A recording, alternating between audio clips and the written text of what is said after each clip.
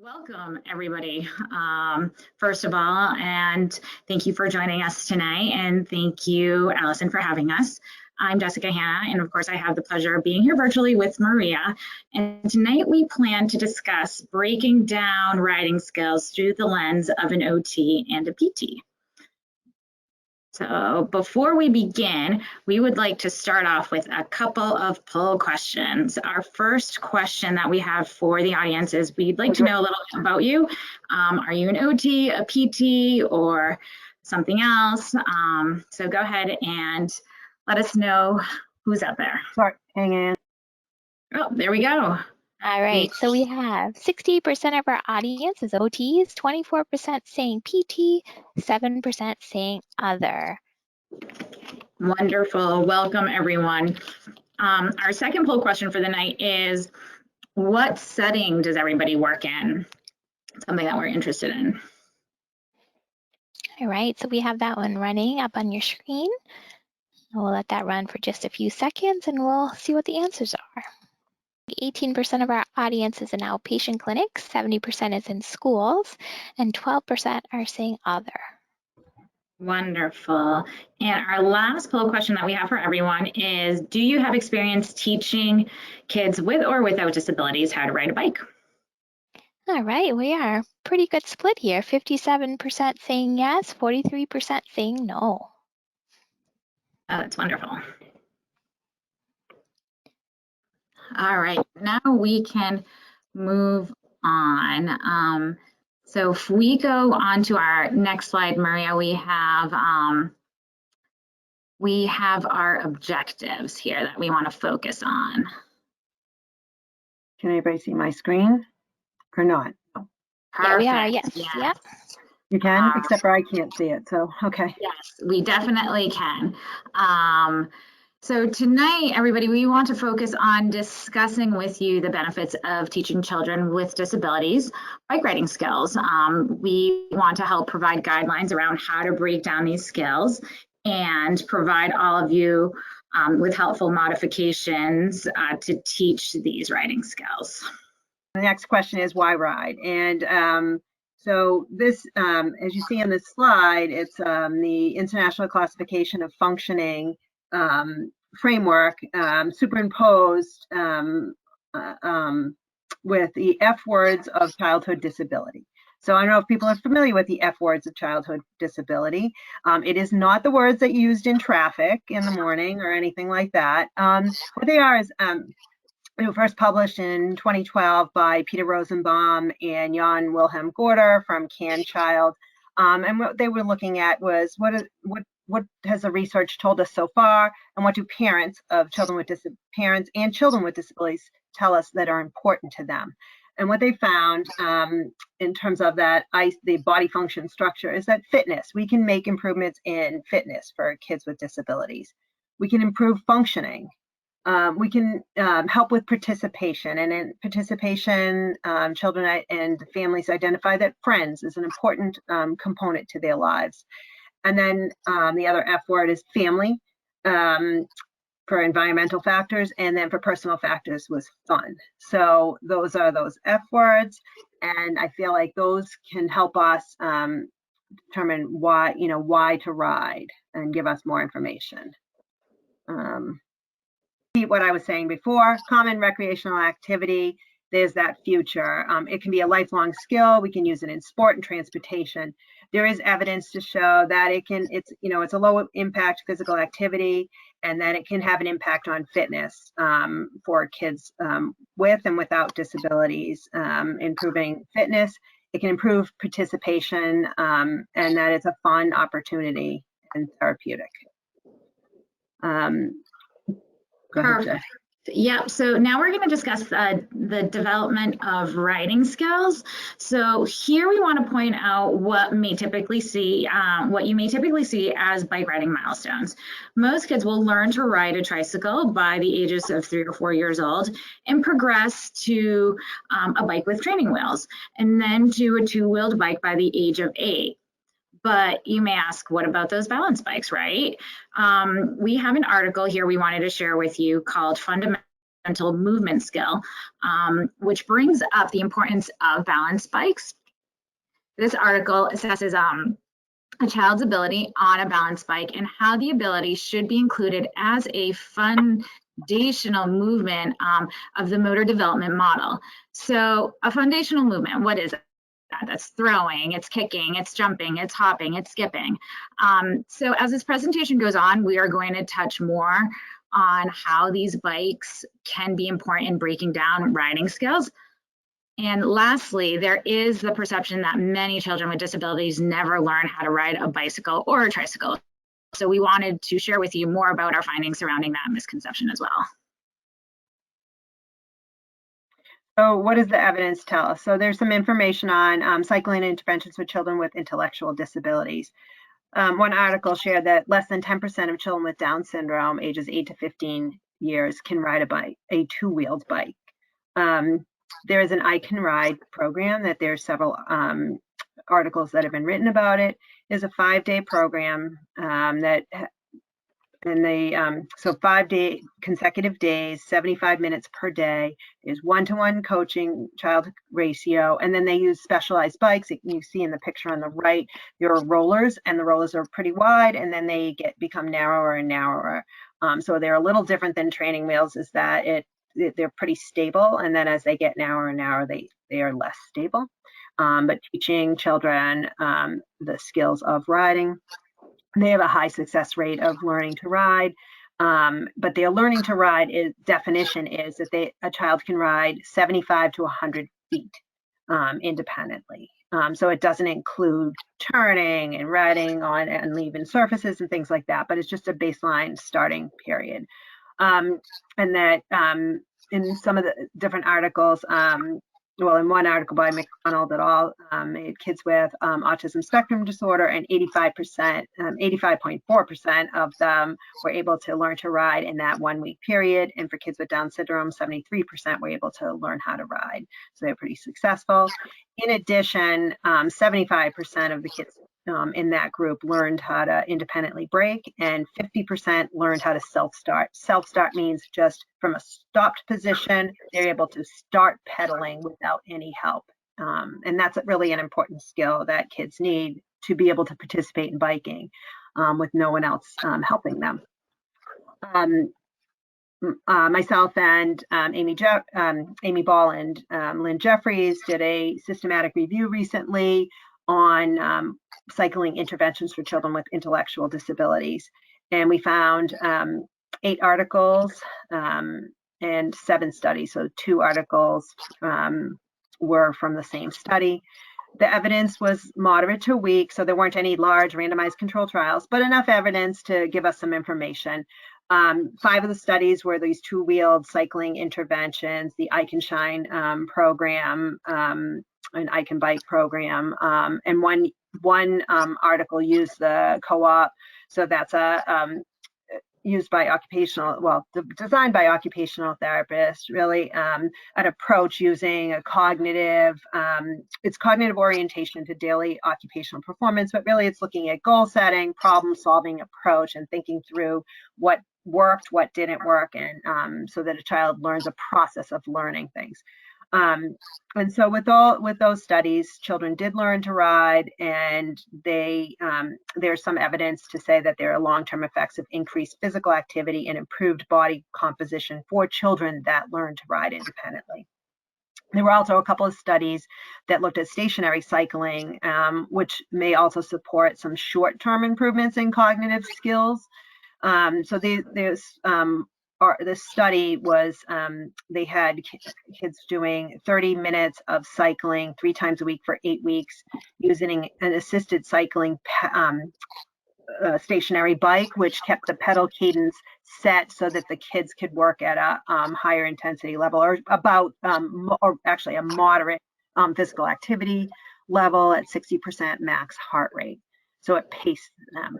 And what they found was the kids that pedaled in that program improved their manual dexterity, language fluency for the assisted cycling compared to the other 2 groups. In addition, they improved reaction time as well for some activities. Okay, this is just some more information on cycling for children with cerebral palsy. Gross motor function classification system levels 1 to 2. So gross motor classification level 1 represents kids with cerebral palsy that are able to walk independently but have a little difficulty with running, jumping, skipping, hopping, those kind of things. More mild CP. Kids with GMFCS level 2 are also kids that walk independently without a device, but have a little bit more difficulty with the gross motor skills, as well as might need a railing for walking up and down stairs.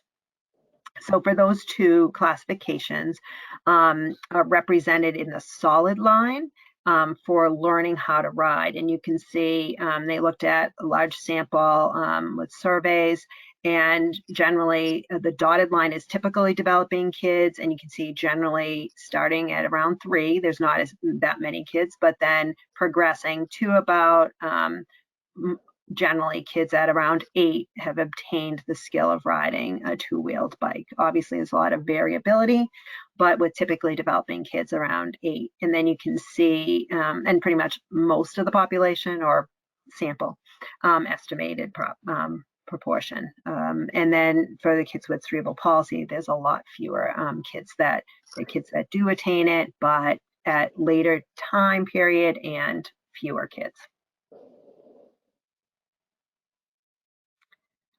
And then also a systematic review was published in 2019 on cycling interventions for children with cerebral palsy. And these studies also support that cycling, and again, most of them, they were all stationary cycling, with one study that had a combination of stationary and overground cycling. And these studies all do support that there was improved lower extremity or leg muscle strength improvements in standing balance, improvements in cardiorespiratory fitness, and gross motor function for kids. And this range for kids, gross motor function classification system levels 1 through 4. Levels 3 tend to walk with either crutches or a walker, and levels 4 might walk with a gait trainer and primarily use a wheelchair for mobility. So from this systematic review, it's really unclear, but generally the dose or the training dose to get these improvements in fitness, balance, and gross motor function range from about 30 to 60 minutes 3 times a week for 6 to 8 weeks. There's also been some qualitative research on overground biking for kids ranging GMFCS levels 3 through 5 with adapted tricycles. And what the kids reported after participating in adaptive cycling programs is that they felt there was improvements, or the children and their families reported improvements in their participation and positive psychological and physical health benefits. Perfect. So where do we start? Where do you start? If you decide you want to offer biking skills, I know most of you already do offer this. So if you do offer biking skills as part of a clinic or a service, you want to start with a biking intake, just like you would start with a PT or OT intake when a referral comes your way. Your biking intake should look a bit different, but we included suggestions here on the slide of what would be beneficial to ask. So you want to make sure there's a diagnosis there, if any experience with biking, what type of bike do they have, if they have a bike, if any, where do they live, and the history of bike riding with family and peers. Have they gone on bike outings with family and peers? Do most of their peers ride bikes and they don't? Response to bike riding, are they motivated? Are they fearful? Is this a child goal, a personal goal, or is this a family member goal or a parent goal? Do they receive any other services at the given time? And of course, precautions, right? Neuromuscular precautions, respiratory, cardiac, seizures, all very important to take into consideration. And of course, behavioral considerations as well. So yeah, perfect. So once you go through the intake process, you begin to see a client and work on biking skills, you want to record their baseline skills in various areas. So Maria and I compiled some skill sets in a checklist form that can be used as an evaluation template. And we have this as one of the handouts for you guys to have. This particular slide focuses actually on a two-wheeled bike and balance bikes, and the accessories that can go with those type of bikes, such as the seating, like is it a regular seat? Is it a large seat? Do they have foot straps? Do they need toe clips? Things like that. So we broke down our measuring matrix for this evaluation into 4 categories: easy, a little hard, hard, and unable. This makes it clear to see where a child is at baseline in a particular skill set. So you'll notice that the skill sets are broken down on the handout. If you have the handout open, you'll notice that the skill sets are broken down to guide the progression in which biking skills can be introduced. Not to say that you need to follow that order. And of course, you can add to these skills. This is just kind of a preliminary template that we have and put together for you guys. So if we move down, you're going to see that at the bottom, you can see that we added a row where you can total the score in each category and calculate a final score. So that way you have a clear conception and understanding of what skills were easy, what skills were a little hard, what skills were hard, and what skills they were unable to do. And you would date this because this would be the initial evaluation in their baseline, where they are at baseline. And this is something that you could use, of course, once you go through all these skills. So we also did an evaluation checklist for a 3-wheeled bike. We compiled these skills with more specific identifiers. So such as like what type of bike it is. We have hand cycles and foot cycles and a combination of hand or foot cycles. What type of wheels are they using? The brand of bike, accessories, a little more accessories here for 3-wheeled bikes. Is it a small seat back, a large seat back? Do they need trunk laterals, a chest harness? And so we added a couple things there that you might see on a 3-wheeled, or you might need or use on a 3-wheeled bike. Again, we use the same metric measuring system used in the 2-wheeled bike. Easy, a little hard, hard, and unable. So, but the skill sets here in this particular checklist, they do differ, of course, to some extent, and they're geared toward a 3-wheeled bike and how they would progress through those abilities. So if we go down, again, you have the ability to score each of them in that given area with a total score and a final score.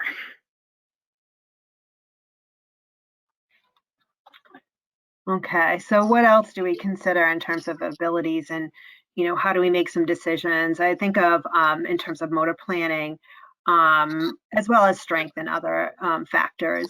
Are they able to cycle a full revolution if you put them on a 2-wheel bike? Even if they can't balance, if you're holding them up, can they do a full revolution, or do they get stuck in a pattern where they're just scooping back and forth? And is it really hard for them to relax and move that? And so if they can do a full cycle, then you consider the 2-wheeled bike. Or if they need more assistance for balance, you might also consider a 3-wheeled bike, but without positive drive. I call positive drive when you have a tricycle and you pull the tricycle and no one's on it, and you just pull it around to move it from one place to the other, the pedals move automatically. And that positive drive helps kids with motor planning or weakness in a certain range of that cycle. Cycling motion, if they have that weakness and they can't get their legs all the way around. So for kids with cerebral palsy or other neuromotor conditions, if they have that weakness, that positive drive of a tricycle system really helps them, or the young kids tricycle. Now, there are other tricycles, bigger adult-sized tricycles, that if you pull them along, just like a two-wheeled bike, the wheels stay stationary. So they don't have that, as I call that, positive drive, where they automatically cycle around as you move the wheels. So if a child can't do a full revolution, consider what type of bike they need. If they're unable to cycle at all when you put them on because they have such motor planning and muscle, spasticity, muscle weakness, consider a tricycle, moving slowly. If they have difficulty coordinating steering, braking, and pedaling all together, what I think about and their abilities, maybe I definitely want to break down some of the components and consider training component skills. So maybe I want to focus on just balancing. Maybe I want to focus on just steering. Maybe I just want to do a consolidated practice on braking. And we do a lot of that with brake, put your foot down, brake, feet down, brake, feet down, for kids that have difficulty with that. Sometimes there are some kids that I will start on a tricycle if I have that available, even though I know that they're going to be riding a two-wheeler, but I need them to practice some other skills to put them together. So it might be that they're working on steering and braking and pedaling at the same time. So I might even use that. So I'll think about also, the ability to use a kickstand, and that takes into consideration motor planning. It also takes balance in terms of being able to stand on one foot and hold on to the bike, and also lift another foot up to move that kickstand. So when I'm thinking about, I want to work on a kid's motor planning for bike riding, but also for other skills that they're doing, I can use that type of a co-op approach and work on, what skills, break them into components, and set goals. And then in terms of fine motor skills, what do you think about that bike riding can also help with? Because you're maybe looking at their ability to buckle and unbuckle a helmet. And that adds more difficulty because they can't see it, so they don't have the visual component, so they have to work on fine motor skills. They may practice it while looking at the helmet with it off their head, and then practice it when it's on their head. Can they manipulate the bell? So those are some fine motor skills that when working on biking may also have some carryover to other activities that we're doing in therapy. And then consideration of other abilities. So, I kind of go both ways with this. I'm thinking about, okay, for bike riding, if I'm teaching bike riding, what kind of things do kids, what kind of balance do they need?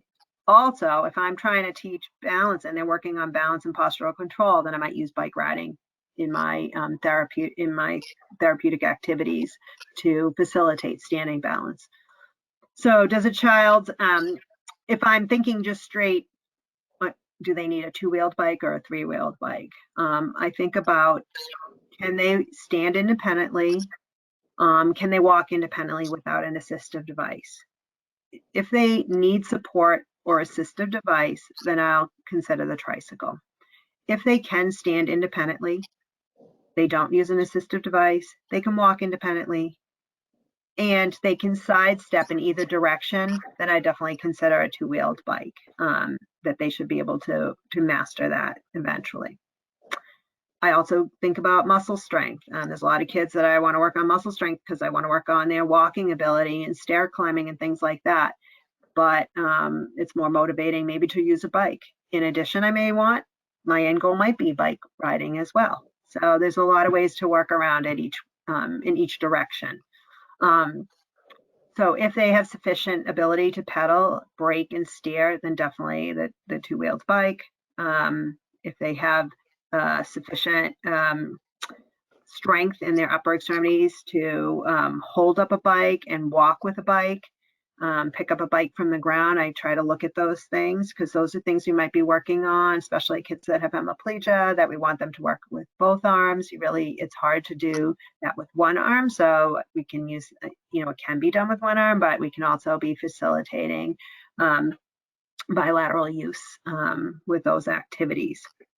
If a child does have upper extremity weakness and it's causing difficulty with riding, or will interfere with riding, then I try to consider modifications to handlebars. Think about the type of bike. Definitely not a mountain bike where they're leaning forward on their arms, but more of a upright cruiser type of bike where the handlebars are up higher than the seat, so that they don't have to lean on their arms, but they can focus on just the steering component and still using their upper extremities. If they have lower extremity weakness, then and they can't keep their feet on the pedals, then consider some of the pedal modifications, such as either a strap or a toe clip or a tricycle option, depending on how weak their legs are and what they need. And then if there's trunk weakness, consider trunk supports or a tricycle option as well. So in continuation of considerations and abilities that Maria has been mentioning, I do want to bring up the importance of the vestibular system, the proprioceptive system, visual system, and safety awareness, of course. For our vestibular system, you want to pay close attention if a child is under or over responsive to vestibular movement, because as we know, this can affect where your body is in space, right? It can throw off your balance. So if you feel that a child is over responsive, you might want to consider more of a three-wheeled bike option and starting there. Just you want to gauge how they respond to movement. So you also want to maybe notice whether if they have a fear of keeping their feet off the ground, right? On the ground, I should say. So those are ways that you can see their vestibular system has been affected.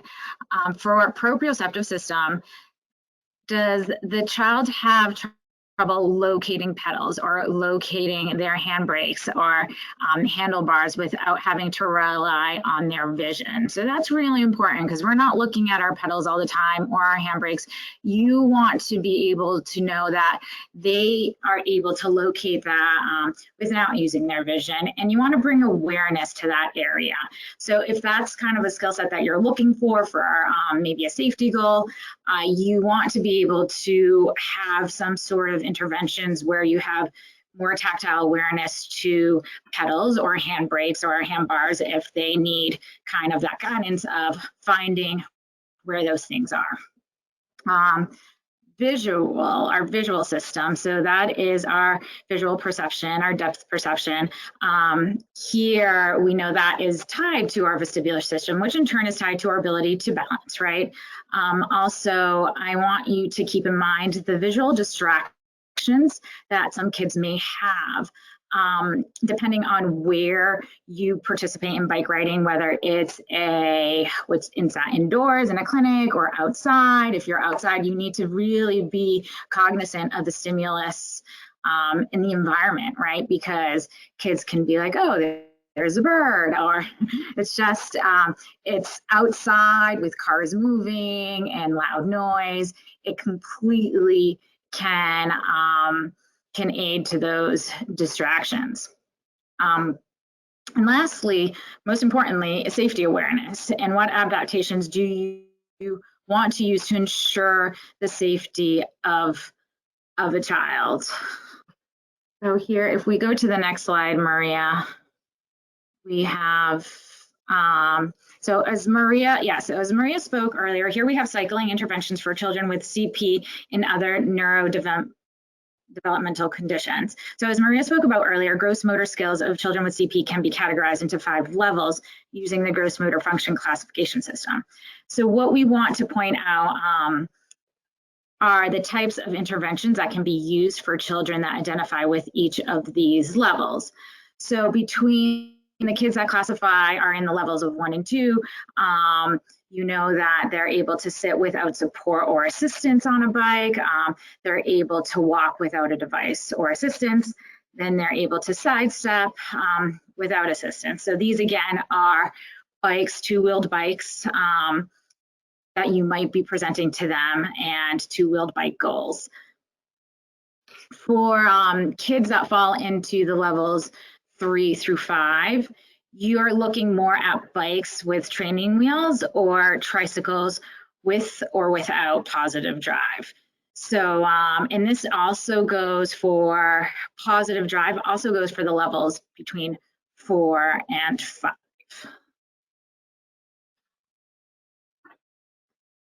So cycling interventions for children with autism. So I do see a lot of kids, I should say, that fall into this area.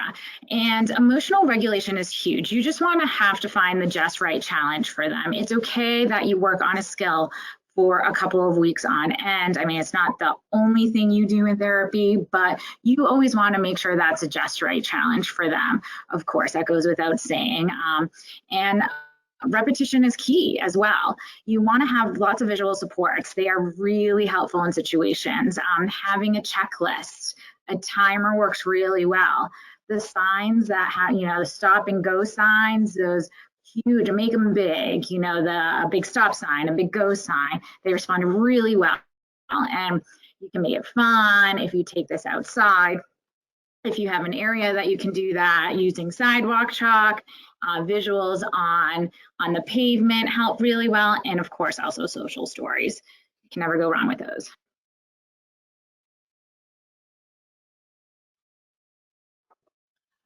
Okay, so that's you, right, Maria? Yeah, sorry. So we're going to talk a little bit more about the types of bikes and adaptations, specifically balance bikes, two-wheel bikes, and tricycles. So in terms of training wheels, so there's definitely two camps with it. Well, I'd say three, two camps, maybe, but a third in the middle. So some people will say absolutely use training wheels. Other people will say absolutely not, and they're very passionate about it and never use a training wheel. Some of the reasoning behind that is with training wheels, especially ones that are more flexible, or when you raise them up, kids tend to ride on the training wheel and the primary wheel of the bike.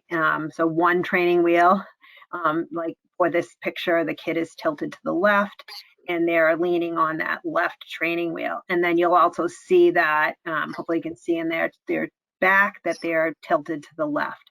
And they tend to get those, pick up that as a habit, so that when they're on a regular two-wheeled bike, they're leaning with their back and you're trying to get them up straight. And we really don't want kids to lean side to side. Really, all of the steering, it really doesn't come from back, changing your back and your position. It's really staying stable on the seat and really using the steering wheel to help kind of catch you and maintain your balance as well as momentum. So riding techniques for two-wheeled cycling. So here we go, the fun part with lots of videos to share. So we're gonna have a lot of videos to share with you with what each of these skills look like on a two-wheeled bike. All bikes in the video do have pedals, unfortunately, but with these skills that we have under a balance bike, which are walking, gliding down a hill, and braking, with your feet down. These all can be taught on a two-wheeled bike converted into a balance bike by removing the pedals if you want as well. So here we're going to go and start showing you some of these videos. So the first video we're going to share with you is this riding technique on a two-wheeled bike. Can everybody see that running? Hopefully. Yeah, that's great. All right, perfect. So you'll see the riding technique here of walking. Of course, there's a safety concern, more than one, if you can point them out. And here, if you focus on her feet, you can see what we're saying about walking there. So the first safety concern that that's happening in this video, of course, is the visual obstruction of her hair in the face. That's one of them. And also, if you watched her feet very carefully, you would notice that she's wearing Crocs. That is a big no. That shouldn't have been happening. Definitely always sneakers. You don't want to encourage flip-flops or Crocs anytime during biking if possible.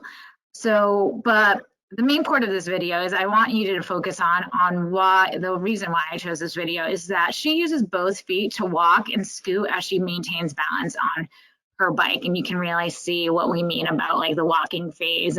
She's not putting her feet on the pedals there. And then to go back, I'm going to show this next video of progression of using the balance bike, even though this isn't a balance bike.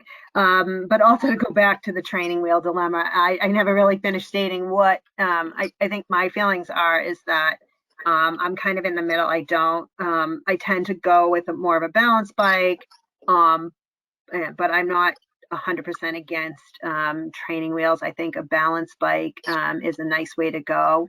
But if you don't have a tricycle and you really have a child that needs some work on baseline skills and really can't put it all together and is really struggling with the balance bike. So in our camps, we've had at times had some kids with autism that really struggled with the balance bike.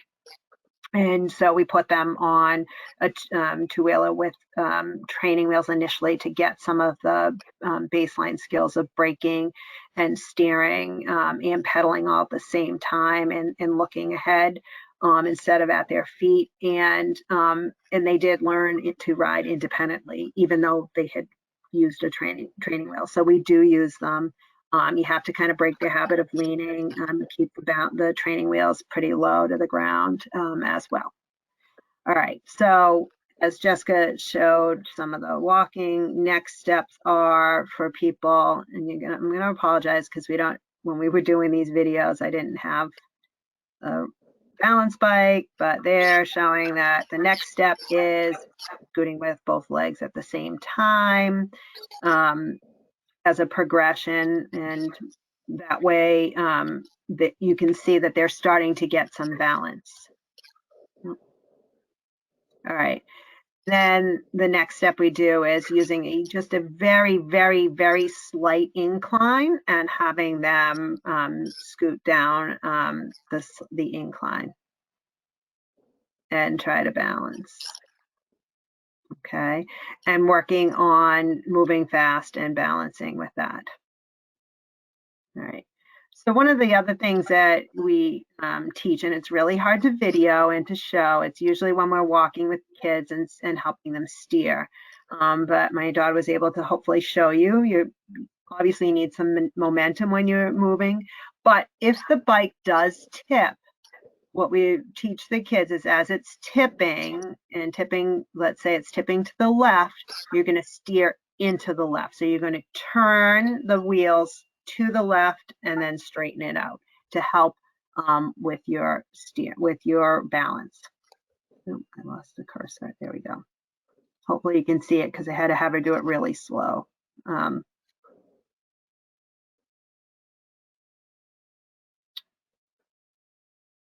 going to play that again. So it tips and she turns into the tip, tips to the left, and then turns to the left.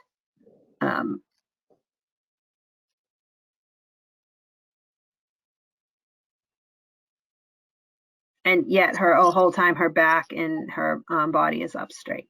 So the steering is coming from that.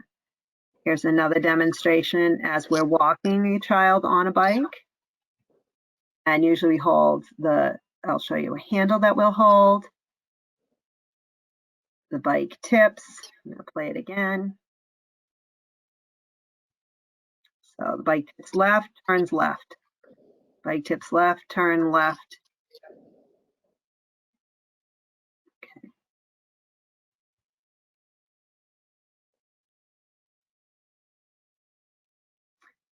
And then here is a demonstration. This is how we usually will teach kids to move the pedals so that they're in the right position, where they're comfortable either with their left or right foot to start pedaling from a stopped position so that they have a little bit momentum, can push and get off.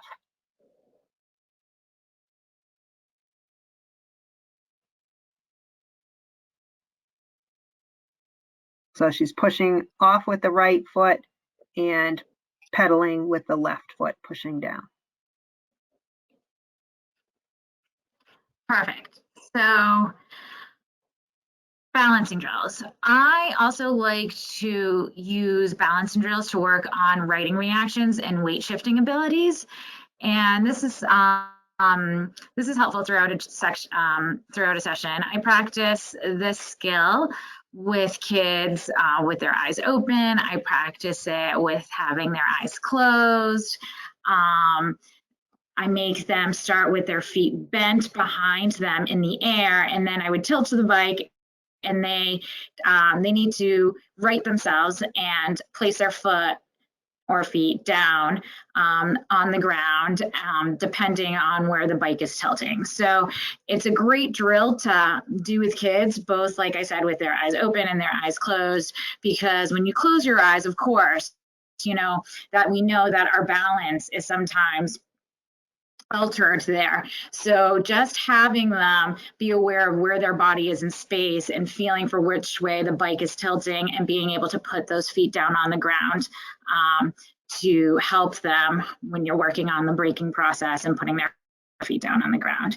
So this is something I do, and I also I like to do this also because you're looking at also their reaction time when you're doing this drill. And in this picture, I usually, that's how I stand, holding their bike upright, and I have full control, and I have them, again, she has her feet on her pedals there, but usually when I do this, the pedals are not there, and her feet are tucked behind her up in the air.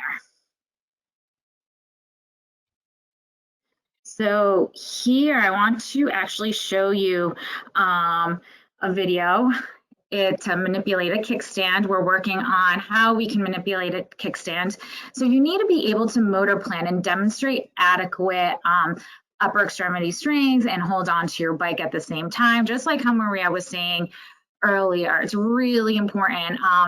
And there's a lot that goes into bringing a kickstand up and down. I mean, some kids just want to bend over. I've seen it, use their hand. I mean, she's done it a couple of times. And it was such a great accomplishment when we got to this point and she was able to be able to use the correct foot and use her foot instead of her hand in struggling with the kickstand. So it's a great skill to work on. I know some bikes come without kickstands, and not all bikes have kickstands, but if you encounter working on a bike with a kickstand, it is great to be taught and break down the skills that go into that. And I think it's a great way as well to work on unilateral stance, that as well as getting on a bike, because you really have to stand and then bring your leg up and around. So it's a more fun way of working on unilateral stance activities. So true. All right. So in those other pictures, you didn't see these, but you'll see some in other videos as well.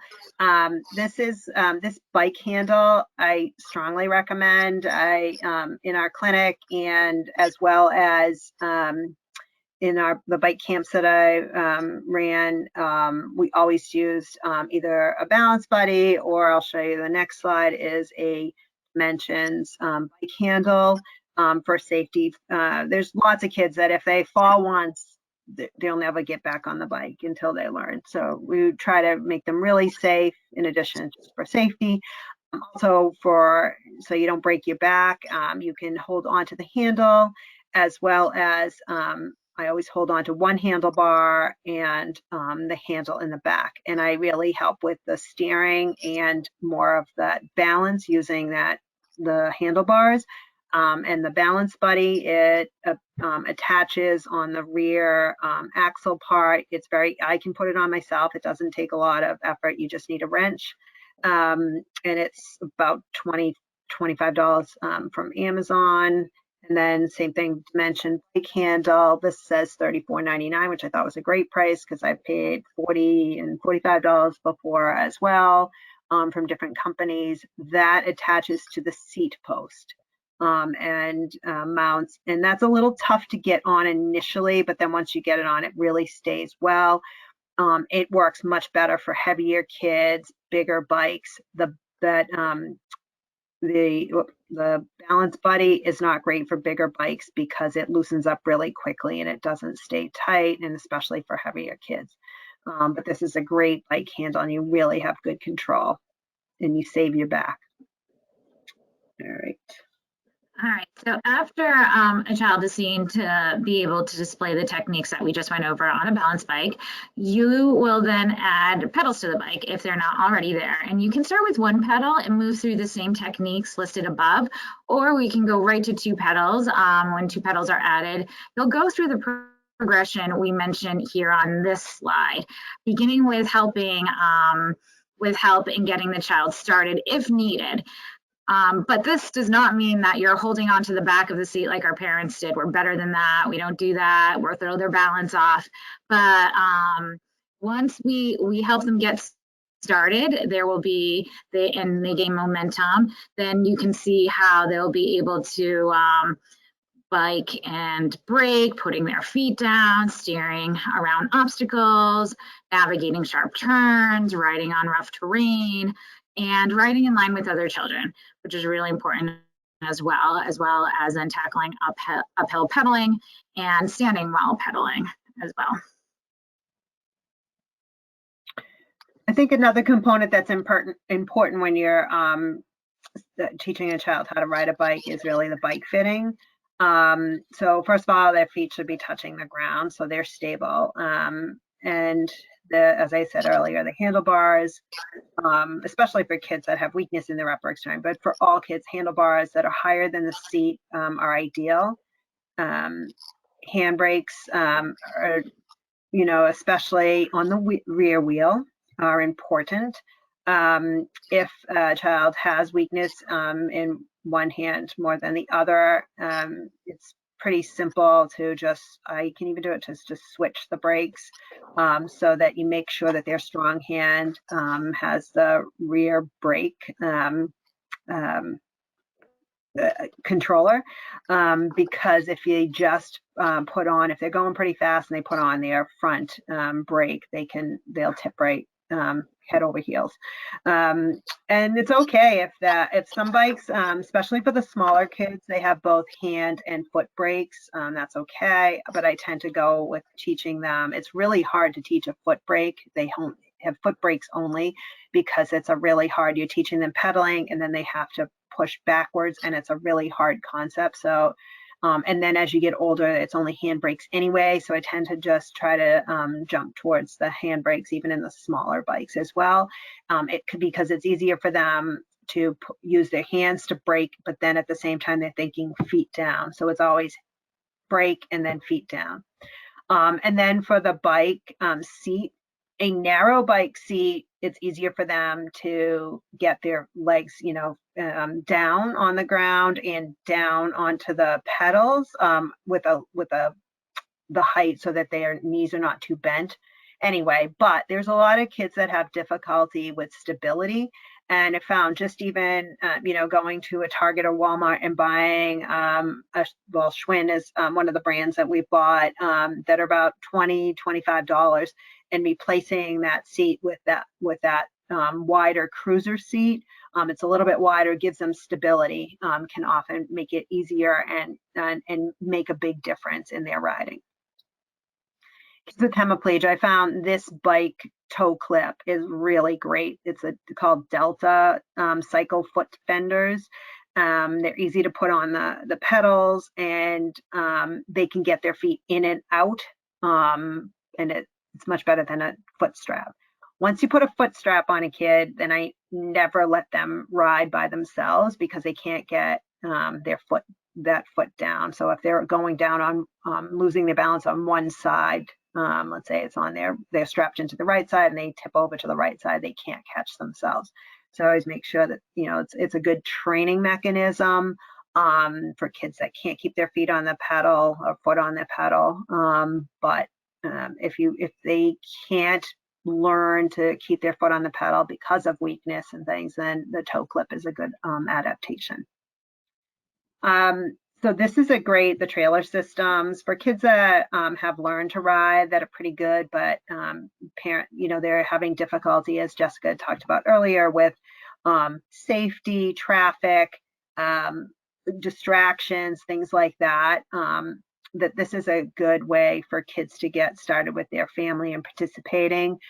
So once they've learned the balance, it's great, but then they may want to practice on trails and things, starting with this first. There's also a seat back for kids that get a little bit tired, but you want to build their endurance. So this worked really well. This trailer system with this seat back worked really good for a season with a child that I work with Prader-Willi syndrome, who at age 4.5, he was riding with his parents, and he learned how to ride independently with the two-wheeled bike. But for longer rides, he would go on the tag along with the family. So he came to camp for 2 weeks, learned how to ride a two-wheeled bike. He was not quite 5, but they used this in the interim during that year and that summer of practice. And they came to me and said he gets tired. So he added a trail back to their system. They purchased that, and that worked really well so he could go long distances. We also had a buddy bike at camp that we used. So this was a nice addition for some of the kids that, smaller kids that were learning how to ride, but needed a little bit more guidance. So the adult sits in the back, the child sits in the front, and the child holds on to the handlebars and pedals and is working on their balance. So as I said, with training wheels, you may need training wheels for some kids. Maybe it's a child that really just doesn't have the balance, can't, maybe walks with a crutch or a cane and needs some balance, but doesn't need a lot of support. These are made for adult bikes, and they're not, so you can buy a regular bike and then attach them on, and they're very sturdy. So it might be an option or accommodation for a child that you're working with. And this is just an oversized bike seat, just another recommendation for something that might be helpful for adapting to a tricycle that doesn't have a back. All right, tricycles. So tricycles have various adaptations, and here we have that they could have positive drive, different seating systems, or handlebars. So here we want to share a video with you. It's a short clip of how a tricycle has been adapted in a clinic setting. So I believe we have access to this video, but Maria, you're going to have to click on it. Oops, sorry. I guess that doesn't work. I think this is where we might need Allison because it's embedded in the... It is. I can take over control Okay. if you like, Maria, and play it on my end. Yeah, because I can't play it. No worries. I tried.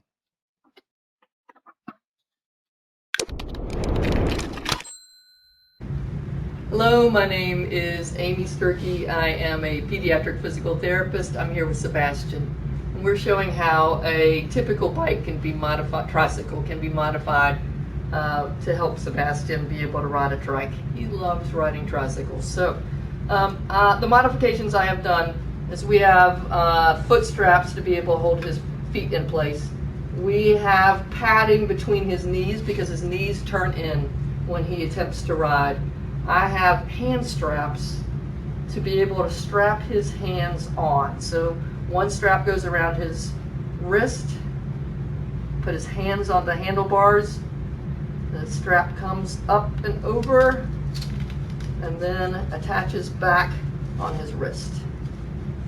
There we go, sweetie. All right, so the next slide we have, so here's a specific type of tricycle on this slide. It's a tricycle that is less expensive, but it has no positive drive. So as you can see, it's only about $300, which is great for a bike like this. But as we know from above, an individual who falls into a level 3 category on the GMFCS,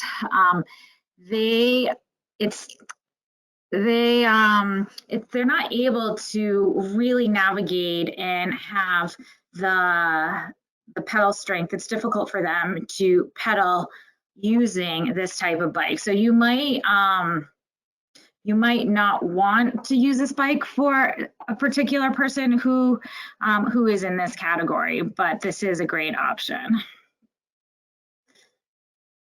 And then we have a Worksman tricycle.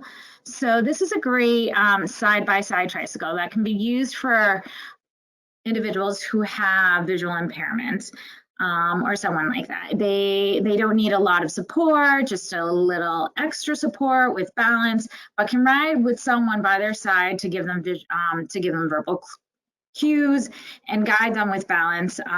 And here, individuals are able to do a full cycle who use this bike. Okay, I'm sure a lot of people are familiar with the Riften tricycle. Has a positive drive, has lots of different adaptations, foot straps. I guess it's hard to see with all the busyness in that. That's on the right. There's a seat with a back, headrest, laterals, etc. Those supports can be removed.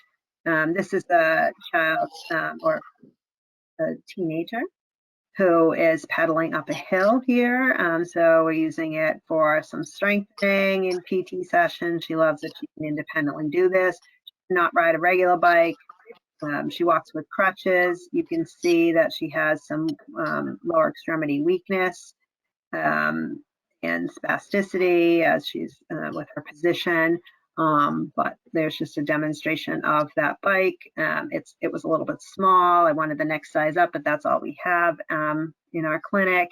But was able to adapt it so that she can ride and and she had said to me after she rode that day that was the best thing she's done in PT ever. She had such a great time. So and let's get to the next one. So that's one example.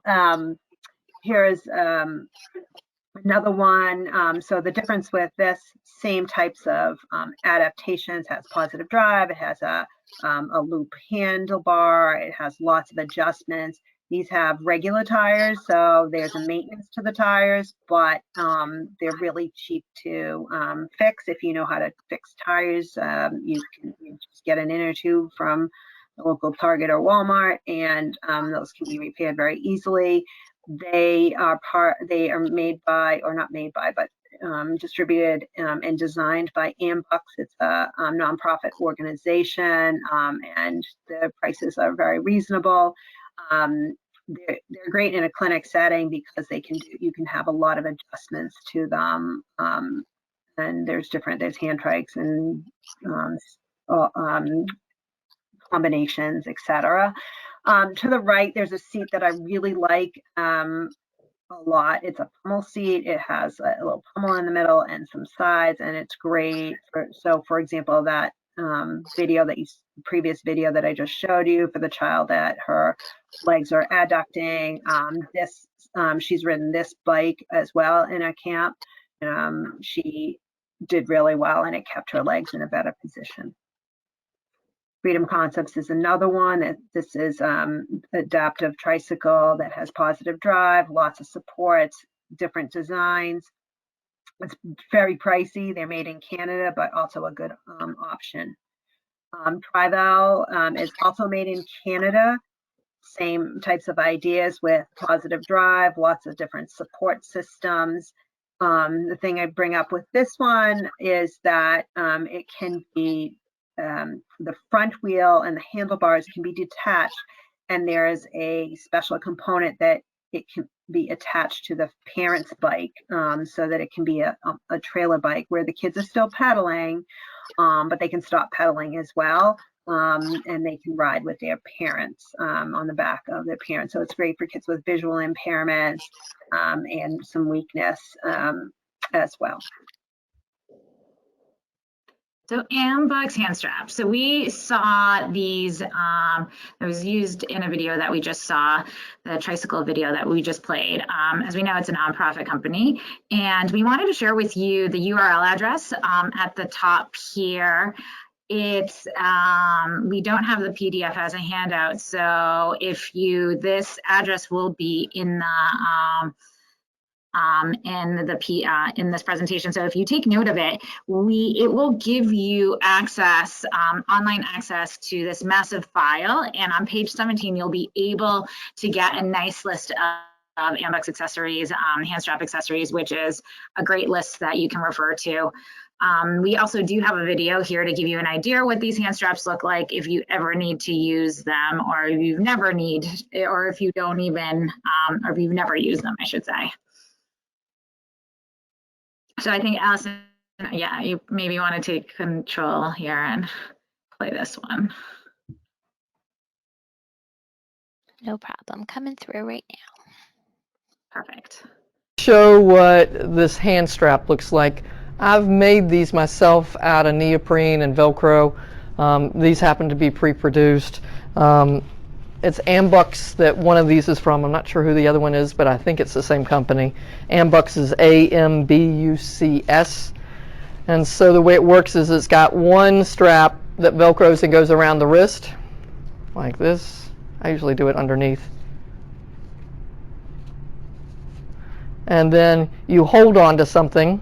Imagine there's a bar, and this goes up, and then it's too small for me, but then straps around the wrist again, like that. So it keeps your hand holding on to the handlebar in this case, but I've had them holding on to walkers or holding on to hoops, whatever I needed. But this is a really nice tool to help children be able to hold on to things when they might otherwise not be able to. Perfect. So another tricycle is the Mobo Triton tricycle. This is another tricycle that's lower in cost. This tricycle is low to the ground. So this is not great for kids who have tight hamstrings, however, but great for those who have balance issues. It's a fun tricycle to have. It's not that expensive. You can go fast. It puts you lower to the ground, like I said, and making it less, giving you less, what should I say? It's not as easy to tip. You know, as teenagers, sometimes we like to be a little daring and want to do some tricks, but this one makes it a little more difficult to tip easily. And here we have some hand cycles. So hand cycles are a great option for kids who have like spina bifida or spinal cord injuries and can't use their lower extremities. They're also good for wheelchair users who have a weak lower extremity and can't do any pedaling. So these are two different types of hand cycles that you'll probably see. The orange one is more of like a racing cycle that you've probably seen as opposed to the red one. So where and how can you teach bike riding? It can be done in individual OT or PT sessions or through a biking program. So speaking of a biking program, we're very lucky to have Maria here with us tonight to share her experience and interventions in the biking program she developed and ran for children with disabilities for quite some time. All right, thanks, Jessica. So these are some social stories that are very helpful that we developed at camp to start kids off with. We had stories about what the camp would involve, and then we started off with some other stories about sizing the bikes and overall camp. So needing a safe and comfortable bike. And sometimes this broke the ice because kids thought this was really funny, especially the too big or too small bikes. And then adjust right. Always telling them if they get frustrated or tired, you can ask for a break instead of yelling or screaming. And then when we're done, I will have a bike to ride for camp. We also had a similar one for helmets and other stories. And I often will use social stories as needed and make them up as I go. I don't have these beautiful pictures, but sometimes I do stick figures, and that works really well. Sometimes it works well because my stick figures are not very good and the kids think they're funny, and it distracts them from what was bothering them. Other times it just helps to get them ready for something. So those can be very helpful. In addition, I wanted to send these resources. The I Can Shine program has social stories as well. I recently was on their web. Well, for this, I was looking at their website again, and I found that they have quite a few social stories now. They have a helmet one, and they have first day at bike camp. So you can look at those. Obviously, they're not going to be exactly to your therapy session or bike program, but you can adapt and get some ideas from these. Now I know this is baseball camp, but I could not, while we were putting this together, I couldn't find my bike riding laps pecs. So, but just gives you an example. So for bike camp, we had the same things, but it just some Velcro, you know, laminated Velcro pieces. We had bike pictures instead.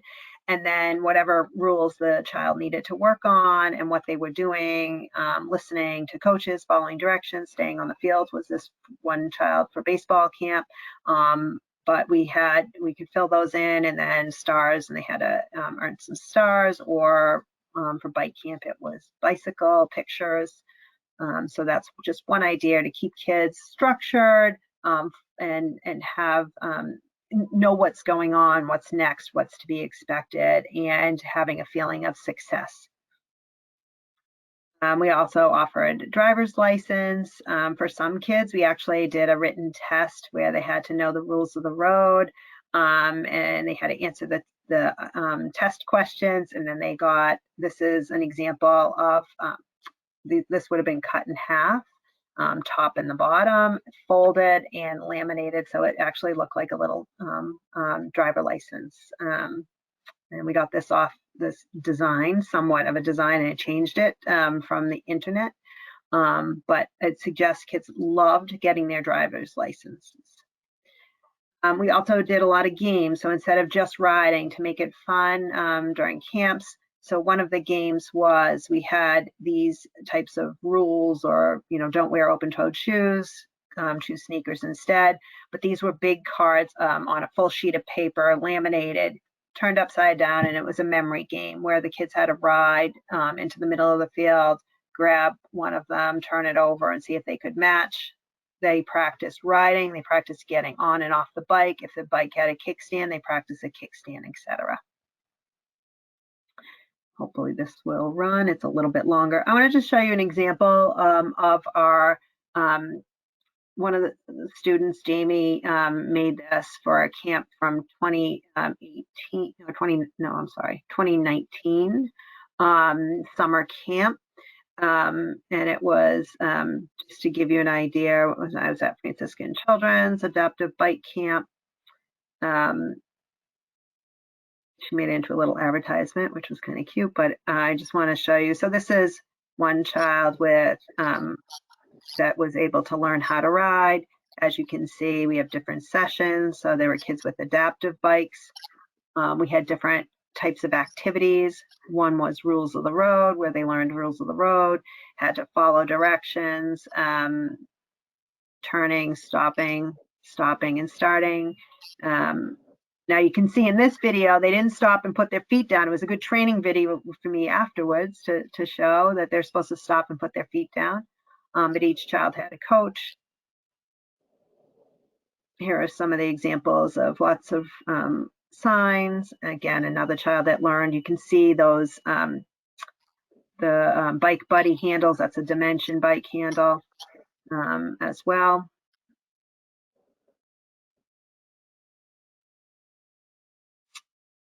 So those were laps and transitions to sidewalks and roads. So we never rode on the road, but this is in front of the hospital. And then we rode on the sidewalks, because up until age 12, you can ride on the sidewalk. And I told them I was only 12, so I got to ride with them. And you can see, so we had a little bit of music, circle. So they did get off the bikes and take some breaks, but lots and lots of practice and riding. So here's some of the changes. So Tricycle assist, a smaller tricycle, but by the end of the week, she was strong enough to do a bigger one. So, and our friend Nicholas not using his hands, and then assisting with steering and using his hands the whole way. So we looked at progress with certain areas. We used those bike checklists as well as goals. One-to-one coaching. There I am fixing the bikes, personalized fittings, and a bike for everyone. So as you can see, lots of different bikes and tags of all the kids. All right, so just wanted to show you just some example. Hopefully you can see what we talked about today. Awesome, that was a great video. So we want to kind of close out here by sharing with you examples of goals, and some examples of OT goals that I listed here involve, I always kind of make sure that I have a community goal, a safety goal, sprinkled with fine motor, of course, upper extremity and motor planning goals. I do always try to make sure, of course, that my goals are functional and measurable, but here are the areas that I kind of bulleted that I focus on.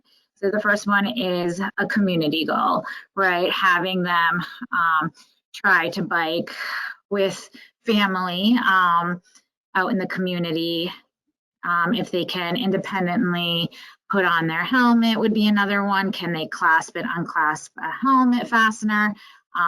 Do they have adequate grip strength to squeeze handbrakes to stop the bike? Can they locate and place their feet on the pedals? Do they have enough strength to hold up a bike and walk with the bike if needed, or lift it off the ground? Can they motor plan effectively to manipulate a kickstand? And do they understand and recognize bike safety rules in the community? Okay, PT goals for biking.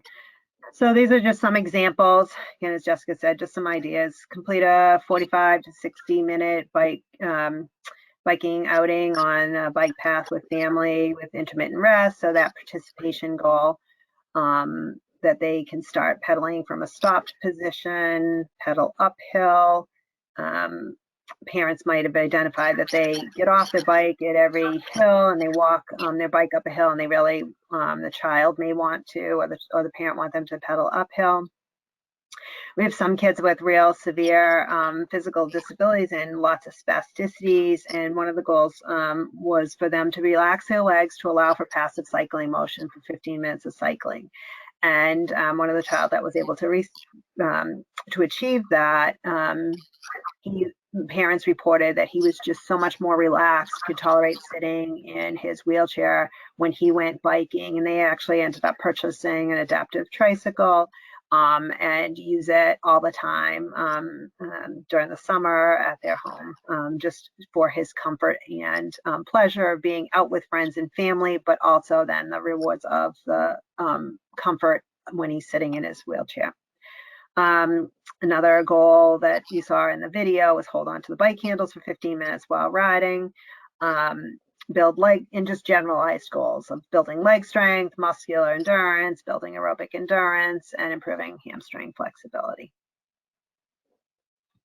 All right, so tracking progression and outcome. So when we started off this presentation, we kind of went through an evaluation checklist. You can use that checklist to track progression and outcomes, or have any other formal checklist that you want. You want to be able to report on your goals to see if there's progress that has been done.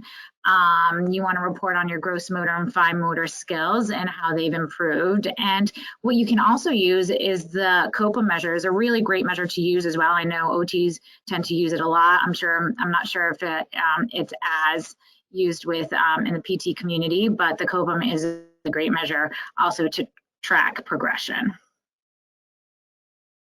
All right, so here we have references for you of the research that we've cited along the way. It's a great list to go through on your spare time, and you can learn a lot from all these articles that we've posted. And I know we are short on time here, but I just wanted to open it up to any questions that anybody might have. We do have quite a few questions. Maybe we can get through some of them tonight. So the first question is, what is positive drive? So positive drive is that the pedals move once the bicycle is in motion. The pedals move automatically. Whereas if it doesn't have positive drive, and you pull the bike along, the pedals stay still, and you have to actually propel them. You still have to propel and get the tricycle started, but once it's in motion and continues to be in motion, the pedals will move automatically. So it's like a little kid's tricycle has positive drive, and some adult or adaptive tricycles have positive drive, some don't. All right, when do we work on using a kickstand? When they're close to learning how to ride or early in the process? Well, I use it, it kind of depends on the bike they bring. So usually if I don't have a lot of bike selections here in the clinic, I tend to have students bring their own bikes. So if they're bringing their own bikes, but some of these bikes do come with kickstands, I definitely use it in the I try to teach the skill right up front. I think it's good for them to know how to motor plan, how to put it up and down, just kind of like before we get started and walking with the bike. It's just a great, I know you're not really stationary because you are doing a lot at the same time, but I do tend to, if they have a kickstand on their bike, I do tend to tackle that first. All right, another question / comment. Have you been on an adult tricycle? It's very different from riding a two-wheel bike. The balance issues are different. You would probably only know that if you tried one. I say this because if it's an older, bigger child, you try on the tricycle first, it will be two different skills as far as balance goes. So kind of what is the rationale for using a trike? So yes, I've definitely been on a tricycle, definitely during all the camps, riding them back in and out on the field. So yes, it's different. And the rationale would be you'd use a tricycle for kids that need more balance support. So if they cannot walk, if they need crutches or walker, and they are not an independent walker, or if they they just don't have enough balance, then you're going to use the tricycle. There are, as I said earlier, that sometimes you might use a tricycle if you're trying to work on a component of teaching them how to brake and steer, and they're having difficulty with that, or they have visual impairments and you're working on that piece. Help push off without holding on to the seat. I'm not really sure. So how do you help push off without holding on? How do you help them to push off without holding? How do you help them to push off? You hold on. We'll use the holding on to their handlebar to help them push off, and then also if you have either the balance buddy or the Dimensions a bike handle, you can help with that.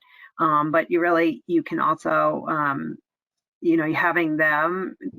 You're assuming right now that if they're learning to push off and start from a stopped position, that they already know how to ride the bike. So I'm just giving them a little support and having them actually do the pushing off. All right. When feet should be touching the ground for fitting, what part of the foot is touching? So is it the whole foot or is it the ball of the foot? Ideally, the whole foot. Some kids can balance on just the ball of their foot, but if you can get their whole foot with their knees fully extended, because if they have any bend in their knees, it's gonna be really hard for them to pedal because their knees will be too flexed. If they can balance on the ball of their feet, on both feet, and be really steady, then that's fine. You could do it that way, but ideally, probably the whole foot is down. Okay. Have you used the goal attainment scaling to track progress before? The what scaling? What was that? The goal attainment scaling. I have not. I know some of the studies have. I tend to use the Canadian Occupational Performance Measure, the COPM that Jess mentioned as well. We use that at camps and in therapy. Yeah, I also have not used it. Okay. Do you consult with parents prior to bike purchase? It depends. For me, I think it depends on when I do an initial intake, a biking intake, I ask if they have, most kids already come with a bike. So I don't really get into that as much. I'm not sure, Maria, if you've had more experience with that. I do. Well, I actually do a lot with the adaptive bikes and trial them out, as well as regular bikes. But yeah, some kids already come with them, but if they haven't, then I try to give them the idea of using a cruiser, style handlebars. I often will give them information about the balance buddy and the dimensions bike handle. So yes, I do. All right, looks like we have 2 more quick questions here. If you're seeing kids without a diagnosis or DCD in school or clinic without specialized equipment, how would you support their own bike versus holding the bottom of the seat?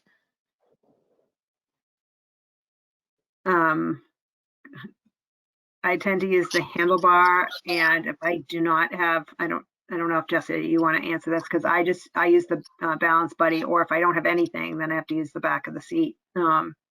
Yeah, I use the handle.